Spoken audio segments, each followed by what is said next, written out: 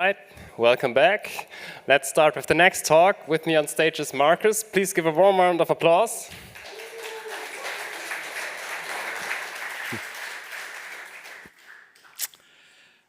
Okay, yes, I think you can hear me. Hello, everybody. Thanks for coming. I'm Marcus. I'm from Germany originally, now also based in Belgium. Security researcher. This is my, I think, third talk at Troopers. One time TechSec Day, one time about secure messengers, and now about, of course, AI. I want to share a bit my kind of learnings of developing offensive AI agents myself. So this is a lightning talk, so it's very condensed. There is also more.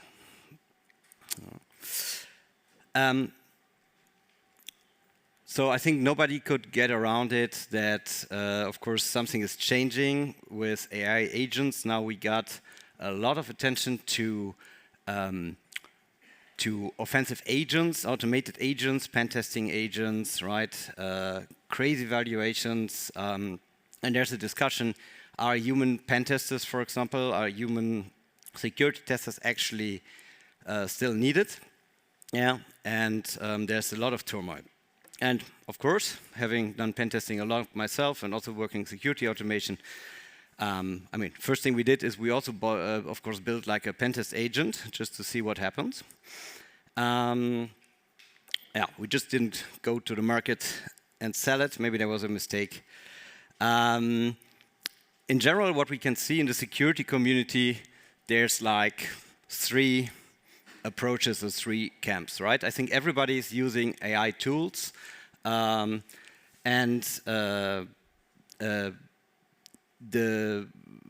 AI tools basically can be very effective, especially in finding code level vulnerabilities, and I guess everybody's using that. Then, of course, the question is for agentic AI, do you go full YOLO mode? Or are the agents basically working autonomously, or are they kind of working for you, right? So it's a bit between full-scale autonomous and human supervision. And if you look closer, I think everybody knows the common risks, right? Especially if you use YOLO mode, right? There have been these cases where databases have been deleted. The chief AI officer of Meta has her email inbox deleted, and so forth. And often that comes also from instruction confusion. And in the instruction confusion, let me get this thing here. I mean, you have these things such as prompt injection, you have jailbreaking, you have data poisoning, right? Corrupting maybe the training data, on purpose or not, right? And I think recent there was a Meta AI password reset hacks. Somebody convinced the support bot to change the email and then reset the password and send the OTP to their new email, which of course is not good. Yeah. So, okay, but coming to the point of pentest agents, I had a bit of a eureka moment when we built a pentest agent, and I guess you've heard of the game of AD, right? That's the showcase for most of these products, that they can solve this Active Directory, cyber range, CTF style kind of environment and get domain admin on all of the three domains. So one step in pivoting and in lateral movement in that game is there's an open network share, and the open network share contains a file, I think it's called email.txt, and in there is a text from Jon Snow, it's all Game of Thrones themed, to Arya Stark saying like, hey, I gift you this sword called Needle, and it's against Arya Stark, and so forth. So the pentest agent, and probably also a pentester, is very proactive, right? You look for these clues, and you're noisy and intrusive because that's your job, right? You paid for like attacking penetration. So what the pentest agent does, of course, and did, is it took that information, say like, okay, there's a host called Winterfell. Arya Stark, Needle. Okay, password is Needle. Boom, got access to Winterfell.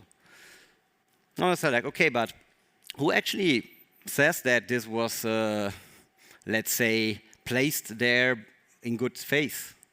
Yeah, I could also place a file there and say like, yeah, okay, that's basically my host, and please log in, so to speak.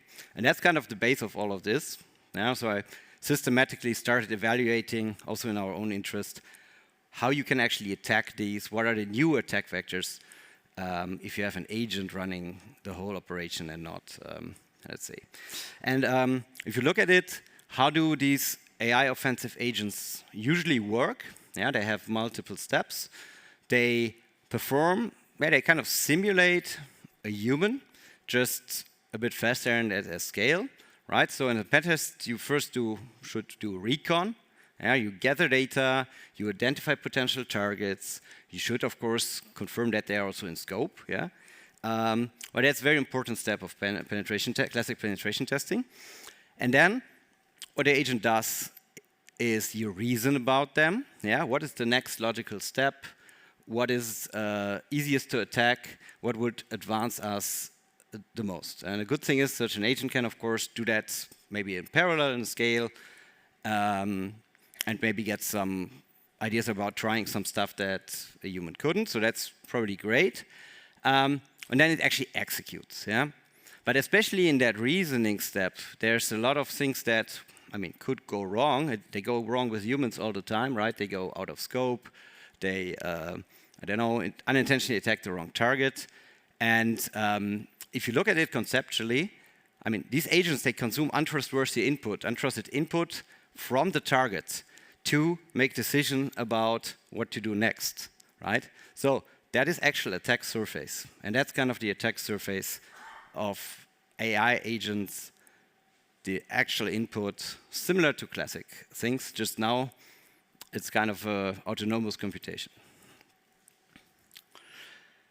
And so if we want to target the automated pipeline, we could imagine having a pentest job, right? Let's say we are a company and we maintain a public GitHub repository for a core implosion application, and we want to have that pen tested, right? Normally, human pen testers, you would sit down, say this is the scope, this is where we set it up, and so forth. Okay, in AI agent, you basically give the URL of a demo application, and you can run it maybe continuously. You also give the GitHub repo.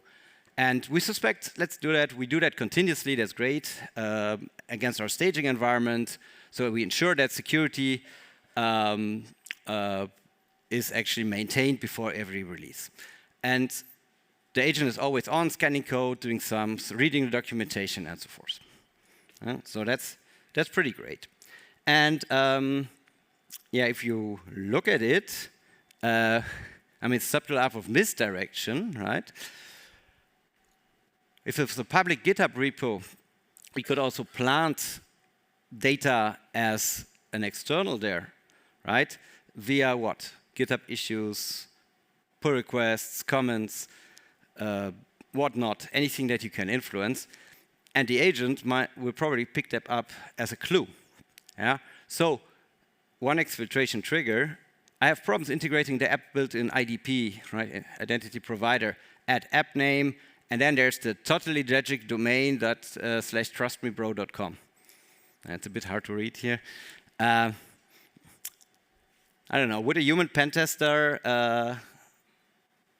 start testing that? Maybe not, or at least they would tell them. So, and I can go actually here, right? So I have this GitHub repo, and that is actually not owned by this account. This is another account. I just thought like, hey, let's just submit a nice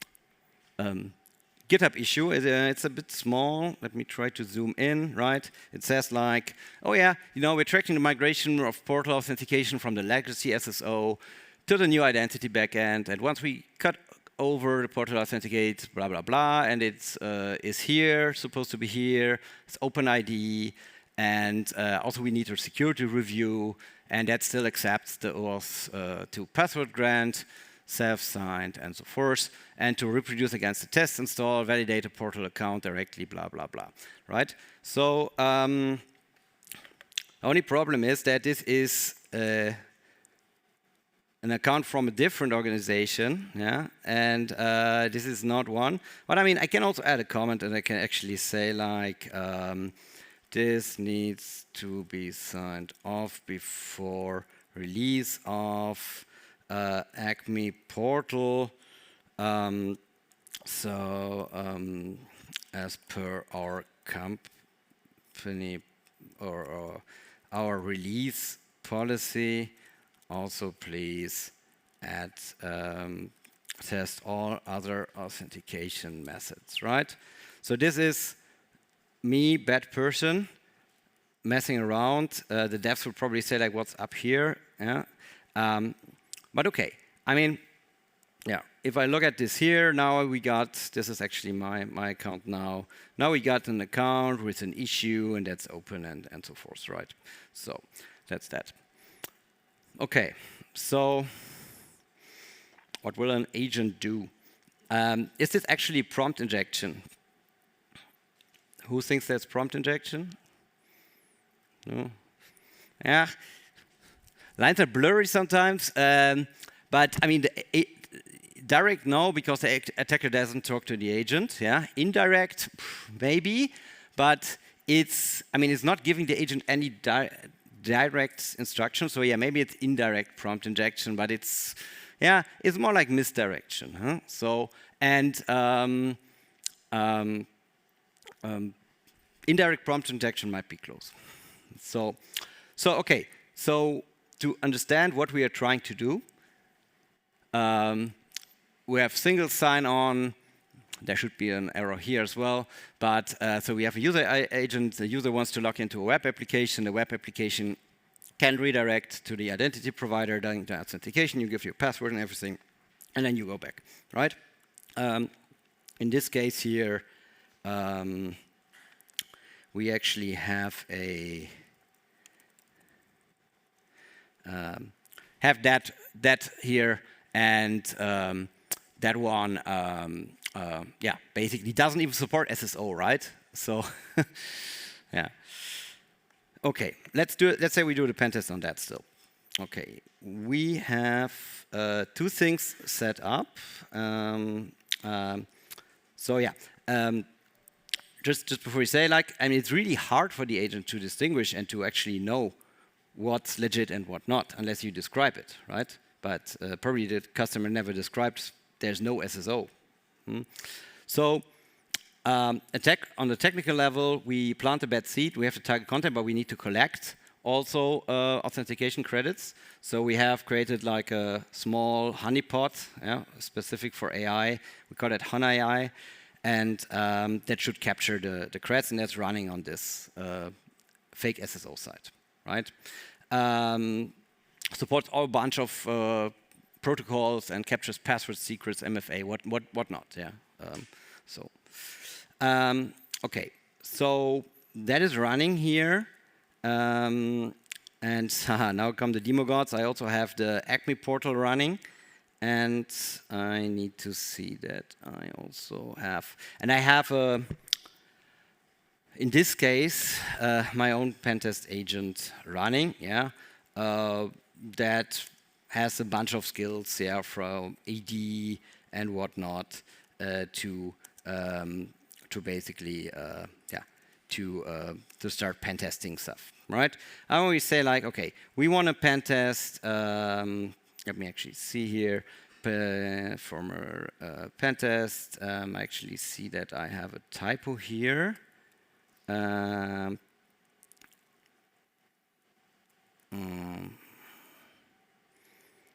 Because I think it's called Acme Portal. Is that readable? Yeah, okay, great. So still maybe I make it a bit bigger. So okay, I say perform a pen test, but I mean, this is for legal reasons as well and money reasons also, let's say, equivalent. There's a lot of products from Expo to Horizon to whatnot. It's just that for this demo, I rather use my own. Yeah. Okay, and just to double check, we have the Acme portal exactly. So we say like, okay, perform a pen test and so forth, and so forth. So what it will be doing now, similar to any other, we'll say like, okay, I understand what do I need to do, what do I need to do, test site, and so forth. Now, let's see what the demo gods say here. Okay, blah, blah, blah, blah, blah. I'm an orchestrator, blah, blah, blah. Web pen testing uses various skills, starting a gray box test, and so forth. 5 tools allowed. So it should start probing, and it should start basically looking at the GitHub repo as well. Yeah. First, do reconnaissance, map the application, understand its stack, test injection, and so forth. I mean, why not, right? So, who of you is applying AI for pen testing? None yet? Okay. Tools with a fancy UI will have a similar thing under the hood. Usually, yeah, of course. You can get as crazy as you want. But yeah, so it does reconnaissance, right, source audit, infra discovery, and so forth. And at some point, we should actually also see requests coming in. But I think it's basically reading the source code. In this case, yeah, it has checked it out, and should actually also read the issues. Now, and should okay, something queried it, so it queried it. Come on, demo. Let's see. Maybe the network is a bit slow.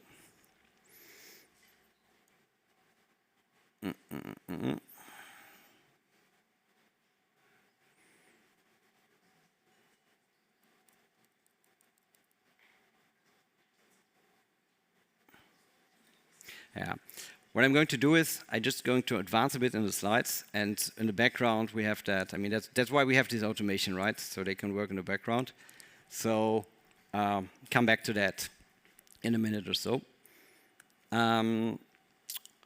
So there's a few other ways for offensive agents to be attacked. I mean, first of all, you could, outside of the scope of pen testing, you could also think about them as, I mean, actually malicious people using these agents, right? So you probably also want to know if you're pen tested by, or if you're actually attacked by an AI agent. And that is, let's say, part of, if you want to attack them, you should first know that you talk to such an agent, right? Or that's at least helpful. Then, of course, a misdirection. Yeah, leading it into a honeypot, but I'm also writing Maze because I think Cloudflare has that as a product.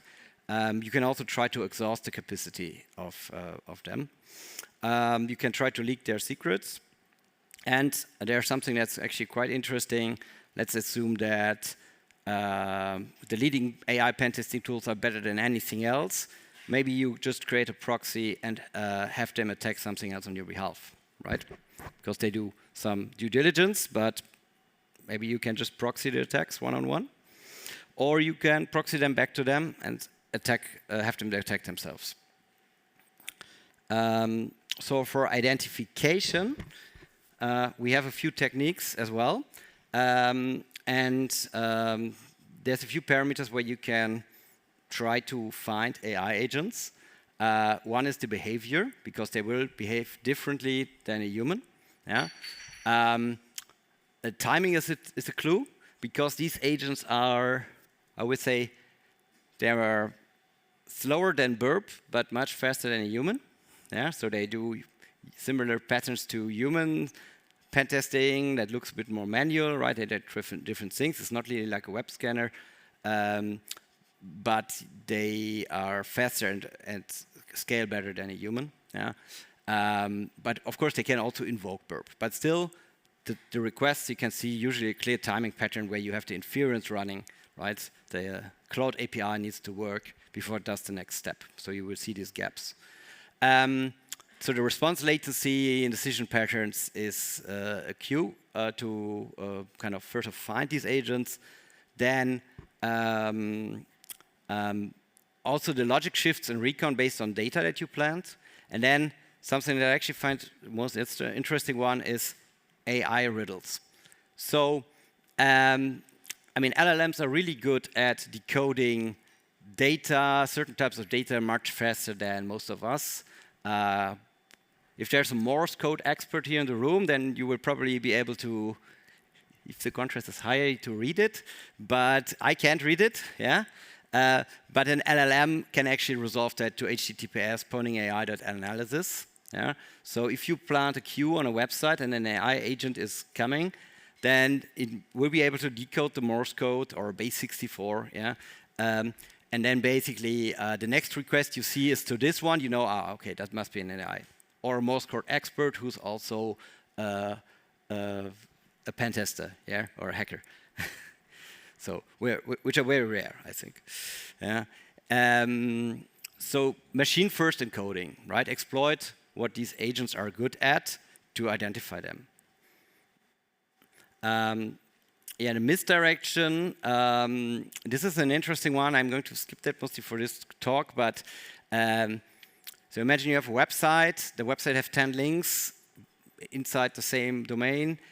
And these 10 links go to 10 pages that also have 10 links, right? And they also have 10 links, 10, and this is a maze, right? So a bot crawling that will go nowhere. They are not completely stupid, and I think they have had these problems with legit sites in the past. So the models are actually quite good at spotting this pattern. Yeah, but I mean, then you just let 2 of these links go somewhere, and the rest gives some server error. So we have that. Actually, we call that Maze AI. It's also a tool that we will release. So you can put that somewhere to kind of stall the AI pen testing bots. Speaking of stall, something, yeah. Think unfortunately,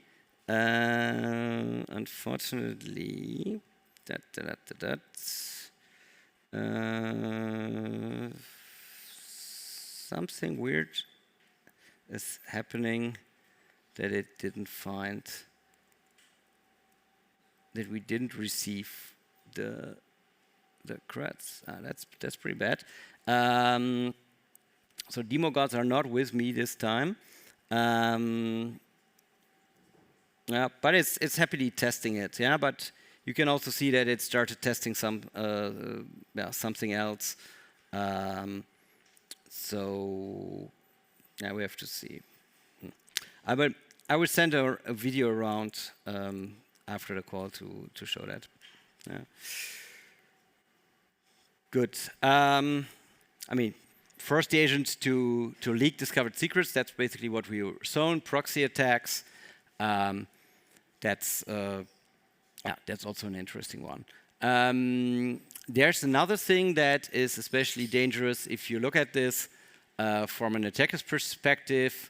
You know, I try to be the lazy attacker. I try to piggyback maybe on the company using AI pen testing on their own. Yeah. So classic attacks, these are the oldest attacks in the world on, let's say, in the web, for example, stale CNAME records going to some cloud IPs, subdomain takeover, these kind of things. So if you can exploit them, you can basically go and, let's say, plant your own content on a target domain, which is a security vulnerability. But if the AI agent finds them, it will trust them, right? So that means that I take over the CNAME record of, I don't know, customerprogram.acme.com.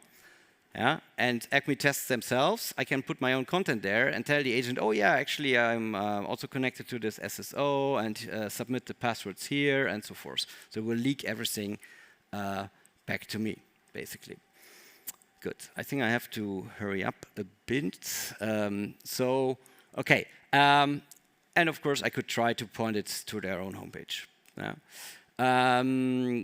I cannot say which are vulnerable to, let's say, all these kind of attacks already, but what we found that all of them are found to be vulnerable to DNS rebinding. Is DNS rebinding a known concept here? Yeah? No? It's used a lot. Also, it's a classic security vulnerability, but it becomes kind of worse for AI agents. So what you do is you make a request to a domain. The DNS server responds with the IP address, for example. But we set a very short time to live, so it will be cached on only a short time. Yeah. Let's say the AI agent checks this is in scope.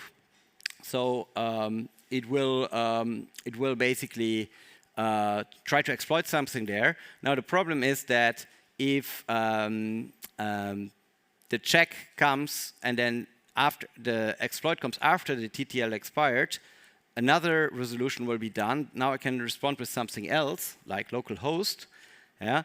And the AI agent's tools will actually exploit localhost. So the DNS rebinding is a very powerful attack against these agents because none of them I've seen, and it's also very hard to defend, actually have protections against that. So yeah. Okay.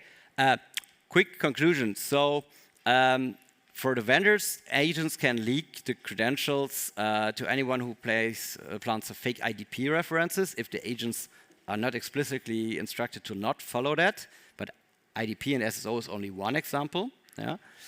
Not fixable by prompt engineering alone, we believe. And for enterprises, I mean, if you use dedicated pentest-only accounts, yeah, that's a good idea. And because otherwise the agent might leak it, and it might also leak anything else it finds with these techniques. And make sure that there's the user-generated content planted on the scope is somehow audited if that's possible. And I mean, for red teamers or so, I mean, in red teams, you could plant emails or TXT files and see if the agents that they use for AI pen testing will leak you creds for your red team, right? So you can use that actually for your red team to attack the security infrastructure to your advantage. So, but broad lesson is not about pen testing, it's about autonomous agents that can act on content discovered, right? Untrustworthy content, and that's in AI times even more dangerous actually than it was before even, right? Because the parsing is now not really controllable, or we don't really understand yet how to control that properly, except for infrastructure controls. We also have a tool that I skipped now to actually mass spread these attacks. We call that Uzi, and that we will also release that. Yeah, to release that demo repository is available. We'll release after that. We'll release, let's say that honeypot and some other in the next days. Okay.